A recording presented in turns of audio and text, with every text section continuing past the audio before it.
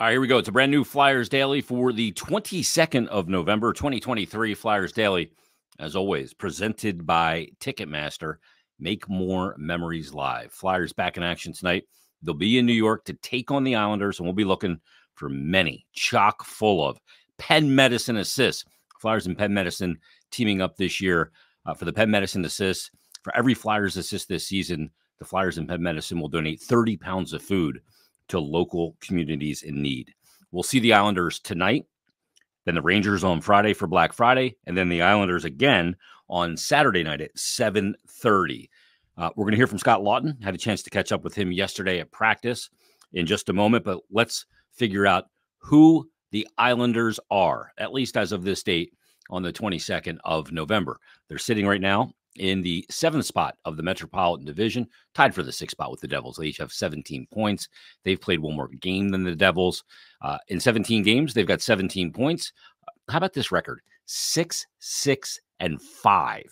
No team in the NHL has played extra time more than the New York Islanders. It's bananas.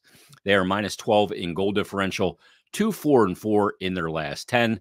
They did win their last game. Of course, it was in the shootout, so they played a full overtime and then the shootout, and that was against Calgary. That was a 5-4 win. Ilya Sorokin got the goaltending win for the Islanders. But prior to that, I mean, look at some of these games. It's bananas. Back on October 30th, they lost to Detroit 4-3 in overtime. Then they beat Washington 3-0. By the way, they have 3 shutouts this year, 2 by Semyon Varlamov, 1 by Sorokin. Sorokin's number's not real good. I'll just give you a tip on that real quick. But after that 3-0 win, they go to overtime against Carolina, lose 4-3. They lose to Minnesota, Boston, Washington, and Edmonton, all in regulation, and just had a hard time scoring goals. Scored 2 goals in 2 of those games and 1 goal in the other 2.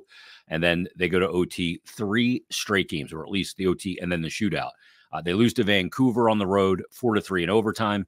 They lose to Seattle, 4-3 in the shootout, and they beat Calgary 5-4 in the shootout. Keeping goals out of the net's been a little bit of an issue for the New York Islanders. Sorokin not having the banner year that, a lot of people thought they needed to get from him for the Islanders to be in the mix. He's stumbled a little bit here out of the gate. He's played more games than Varlamov, but Varlamov has the better numbers. In 11 games, Sorokin has a record of 4-3-4 with a 3.32 goals against average and a 906 save percentage. And like I mentioned, he's got the 1 shutout on the year. Semyon Varlamov in 6 games played has a record of 2-3-1, a 2.18 goals against average, but a pretty gaudy, it's a big number, 934 save percentage for the veteran netminder. Who leads the way when it comes to scoring? It's Matthew Barzal, as you would expect. Matthew Barzal in the year, 4 goals, 11 assists, 15 points in 17 games. Dobson's got 15 as well, 5 of them goals. Horvat with 14 and Brock Nelson with 12 points on the season.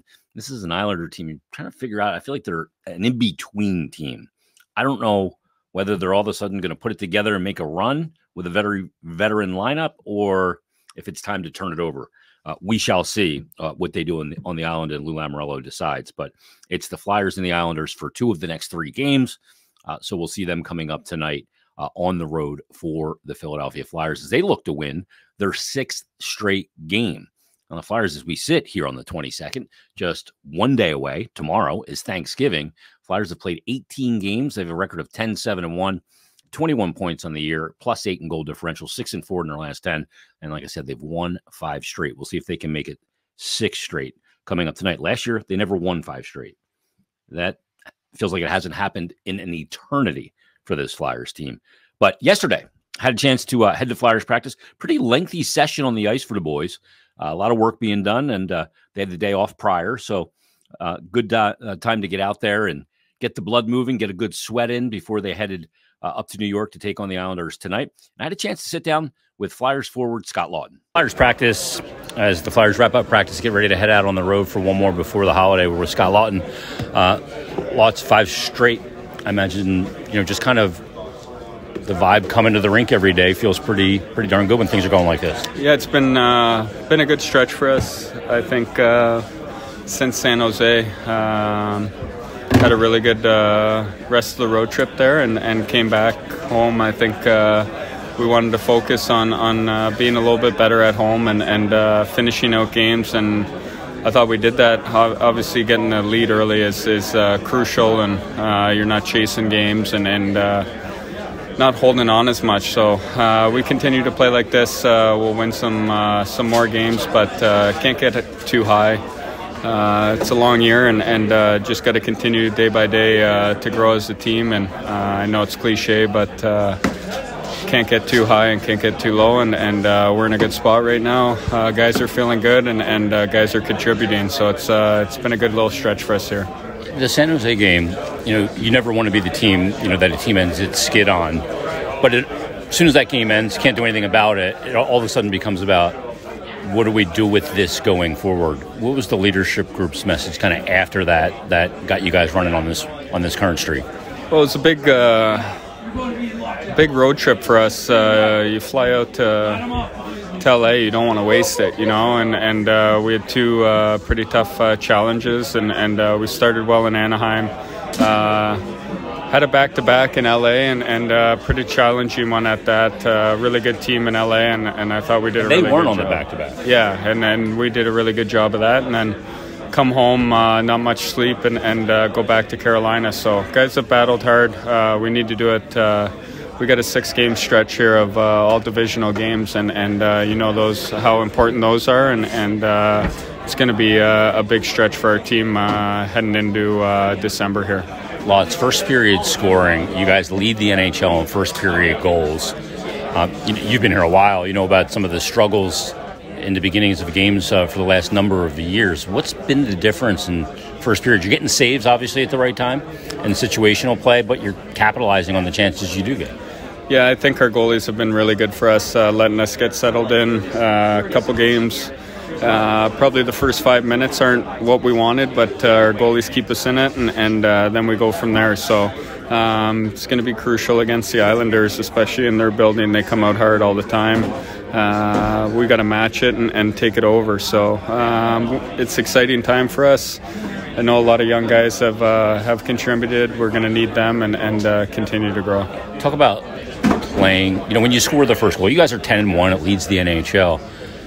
Not chasing the scoreboard in games, how much does that change for you guys as players? Like, you like to say, well, I can't control that, I just go out and skate my next shift and do the right things, but I think that's maybe not the case in truth. Yeah, kind of like you said, last couple of years, when you're chasing games, it makes it hard, and makes it hard on your body too. Coming back in games and wears on you. So when you can get a lead early and try and hold on to it, and not just hold on to it, but add to it, I think we've done a good job of handling momentum swings on the bench, and when another team scores, we always seem to find ourselves and get right back at it. So it's been good. Our bench has been really good this year, and guys have stayed pretty even kill. The other thing with playing with the lead is there's not the feeling of desperation, so sticking to what you guys are trying to do maybe is a little bit easier. Yeah, I think so, and Torts has been preaching it from day one about our starts and how we play throughout a game, and not sitting back on our heels. So I think we've done a good job of it, and need to continue to go. All right, what's the plan for Thanksgiving? What's the favorite dish? Is it the cranberry? Are you a cranberry guy? No cranberry for me, nothing. Just a little extra gravy. I was a big ham guy growing up. I loved a good ham, but pineapple with the ham? No pineapple. Just changed it up a little bit. I go turkey, stuffing, mash, and extra gravy all mixed up. It's a nice touch. How about the green bean casserole? Green bean casserole, I can. It's a nice item. Yeah, it's a nice touch. So get a little green in you before you pass out. Absolutely. You got the Islanders coming up tonight. Rangers on Friday. Thanks for doing this, Scott. Thank you. Always great to catch up with Scott Lawton. I can't believe he's not a cranberry man. I thought Lawton would be one of the guys. Pass the cranberry. I'm not either. I am not a fan of the cranberry. I'm not even a fan of the stuffing. But anyway, Flyers, Islanders tonight. And we'll see if they can go into Thanksgiving riding 6 straight wins. Now, in this episode, also wanted to get to a couple of emails. I've gotten a ton of correspondence lately from Flyer fans. 5-game win streak obviously renews some people's interest to different levels, and got a lot of emails lately, a lot of DMs. And I want to start with this one. I want to start with Abby, who sent me this email. It says, hi, Jason. First of all, I work the night shift, and let me just say thank you for putting out your episodes at the time you do, since it gives me an activity to look forward to on an otherwise quiet graveyard shift. I usually upload the episodes. They usually go live by midnight because, Flyers Daily is a podcast that's intended to be there when you wake up for, your morning routine. That's the idea behind it, or that was the original idea behind it. And I don't know what time you get up, though. So if you're a person that gets up at 3:30 or 4 in the morning, first of all, that's brutal. But second of all, it'll be there. If you get up at 8, 9, 10 o'clock, it'll be there then as well. So that's why we upload a little earlier sometimes, than obviously very late at night. But thanks, Abby. And she also says, I wanted to write in as a fan who watched a lot of Flyers hockey back in the early 2000s and now has picked it up again these past 2 seasons. What a great time to start watching again. Long story short, though, I really want to buy a jersey. But at first I was hesitant because I didn't believe that some of the players even wanted to be in Philly. And it's interesting. Now with the progress the team is starting to make, I feel the itch more and more. But so many of their contracts are short, and I would hate to buy the jersey of a player who we're just going to trade at the deadline or over the summer. Who do you actually think wants to be there here and isn't just saying what they're supposed to say for the media? Thank you, Abigail. Thank you for the email, Abby. I appreciate it very much, and for listening to this podcast. And I was a graveyard shift worker at one time as well. It's a tough way to make a living, especially this time of year when the sun goes down so early. But look, players always say they want to be where they are. And I think we look at athletes sometimes as mercenaries. They're not. Travis Sanheim is a guy that was drafted here. Team believed in him. He didn't like the fact that his name was out there this summer, and he was probably hurt by it. You get this feeling of, I didn't have a great year. I feel like I'm now at a crossroads in my career. I've got this new contract that comes with pressure and living up to it, and the team wanted to trade me, but I didn't get traded because Torrey Krug wouldn't waive his no move clause. So I'm back there, but the way he kind of has dealt with all of that, Travis Sanheim, was to go, okay, let me use that as a little bit of fuel to prepare as best I can, put on the muscle I need to put on, and go into this season with a bit of a chip on his shoulder. I like that. Scott Lawton has talked about, wanting to be here and part of the solution for many years. First and foremost, players don't have control a lot of times of where they're going, where they're going to be traded to. Some players have some no trade lists or modified no trade clause, certain teams they can't go to, but there's not a ton of control. So a lot of players can wake up on the East Coast today, be in Philadelphia, and all of a sudden get sent to Calgary, Alberta. Now, I love Calgary. I think it's beautiful. You got Banff right there. But other people would look at that and go, you're sending me from a booming metropolitan area. Calgary's a big city, but, this time of year, the winters are crazy, or Winnipeg. You don't have that control. This is a good place for pro athletes. And here's the other reason. Northeast corridor teams, the travel is 1,000 times easier than it is for teams in the West. 1,000. Like, for example, Flyers and the Islanders tonight. That is as quick a trip as it gets.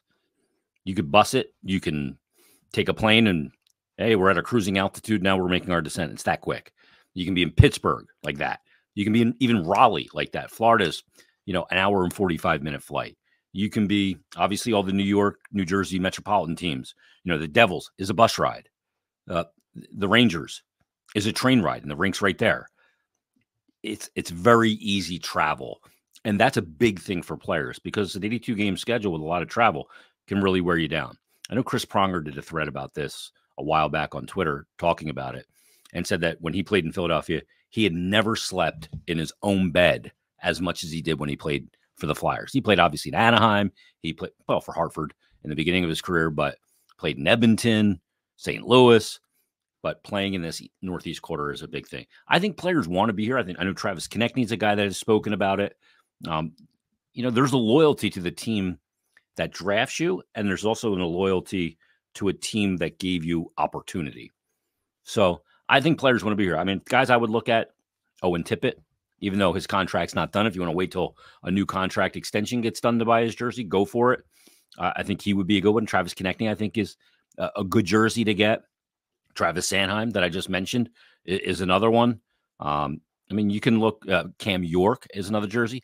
I think when you buy a jersey, you also identify with the style that person brings, not like how they dress, but the way they play oftentimes is something that you prefer. And that's why you get their jersey. You know, for me, it was obviously always goalies. So I was loving to get goaltenders jerseys. You know, some people love the rough and tough fighters. So you get a Dave Brown jersey or a Dave Schultz jersey back in the day, or Glenn Cochran or Ben Wilson, whoever it might be. So I'm like the superstar players like Eric Lindros or John LeClaire.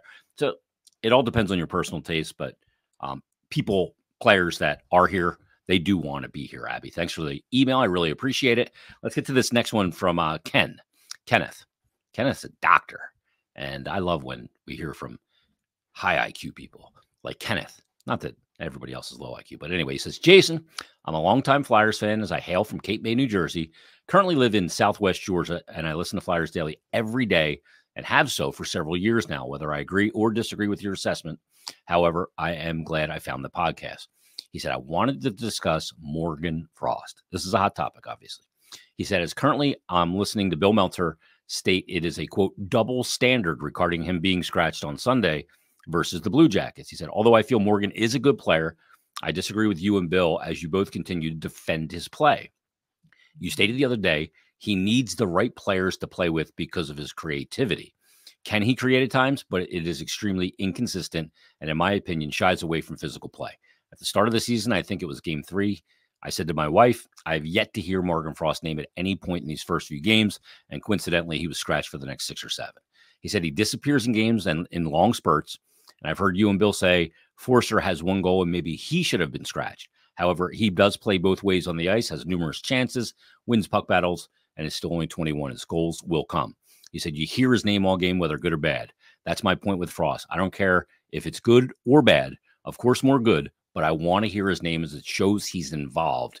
And far too many times, this does not occur. He said, I was a head coach for over 20 years, and one aspect I stress to my players is to be involved, be present, make me know you're there. I just feel this is a problem with Frost, and it's perhaps why Torts may scratch him from the lineup. And he says, anyway, your podcast starts my morning every day, and I love how committed you are to not only working for the Flyers, but more so love that you're a fan first. Happy Thanksgiving to you and your family, and of course, the Flyers family as well. Dr. Ken, I really appreciate the email. It's a great email.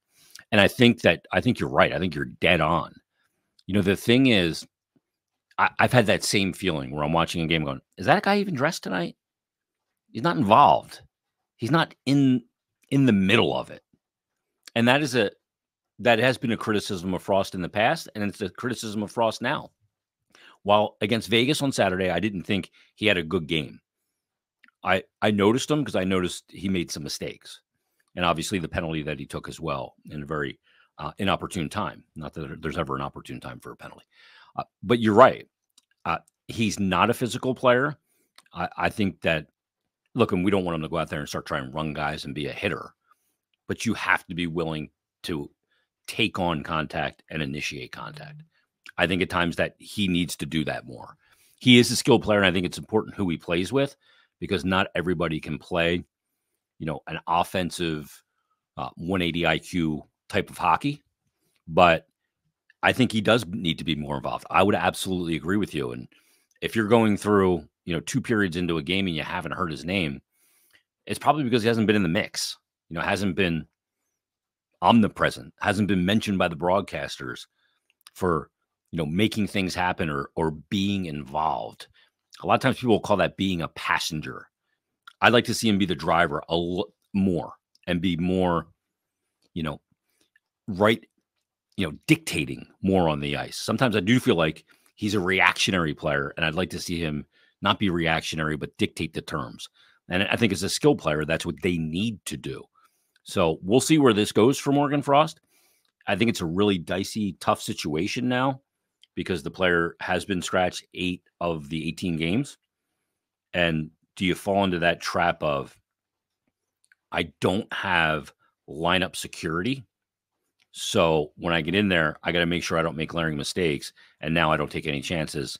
And as an creative offensive player, that's what I need to do. That's the kind of dicey. We'll see how Morgan, can navigate that dynamic of the equation. But that's not easy. That is not easy. Let's get to a DM that came in from another doctor, Dr. Electrica.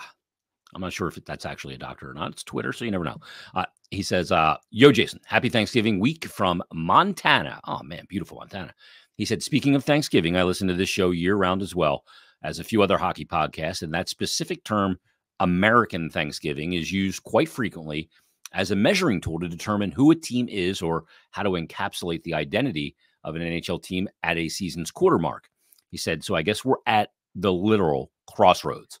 He said if the Flyers win Wednesday, tonight, they'll be 11-7-1 in second place in their division and have beaten some really good teams along the way. Not to mention some of the players who we expected scoring from, Atkinson, Forster, Frost, and throwing Cates there as well. We were hoping to see more offense. And now, well, Atkinson has scored. So that's maybe not the guy you were thinking of. But anyway, but what he says is, and throw Cates in there as well, but haven't been consistent point getters just yet. So can we now start a deeper conversation as to who this team is going by that measuring stick, especially considering what could be if we start seeing more from the aforementioned players? Thanks. Go Flyers and go Birds. Perfect. Go Birds as well. Let me get out my little trusty notebook here. I brought this up on yesterday's podcast. The four players of Scott Laughton, Tyson Forster, Morgan Frost, and Noah Cates have a combined 10 goals. They have 22 total points. Travis Konechny, Joel Farabee, Owen Tippett, and Cam Atkinson have a combined 33 goals and 55 points. I don't think you meant Atkinson. He's got 8 goals, second on the team. But if you look, they were always going to be a score-by-committee team. You've already got an 11 from Konechny. He's off to a great start. And you've got an 8 from Atkinson after missing an entire year. So that's good. Farabee's been consistent, I think, all throughout. I think he's been very good. Tippett's, he's the type that's going to be a streaky scorer. But, yeah, you'd like to get more offense from Noah Cates. John Tortorella talked about that yesterday. He's struggling offensively. Is the way to get him going offensively to play between Nick Delarier and Garnet Hathaway? Probably not. But Torts will probably move him back up to the third line. But Ryan Paling's been putting up some points lately. So if that tails off or when that tails off, Cates will go back into that role. I wouldn't even be opposed to moving Noah Cates to the wing, to be honest with you, and using Scott Laughton at center. That's the one thing you have Laughton. You have this Swiss Army knife. You can do those kind of things and alleviate some responsibility from Noah Cates to get the offense going. We know that he can play the center position. We saw it last year and be a shutdown guy. The next evolution of his game is to add the offensive element to it as well. I think there's more there. He showed it in his first year when he played coming out of college. Last year was obviously more in that shutdown role, picked up some offense here and there. But if you moved him to the wing, could you get that offense going, get the confidence back going in that end of the rink, and then reassimilate him back into the middle? That's just something I would consider. We'll see if the Flyers do indeed consider that as well. All right, Flyers, Islanders tonight. We'll break it down tomorrow in what will be Thanksgiving. Everybody, if you don't listen tomorrow, happy Thanksgiving. Have a very safe and happy holiday with you and yours. And we will talk to you tomorrow on a brand new Flyers Daily.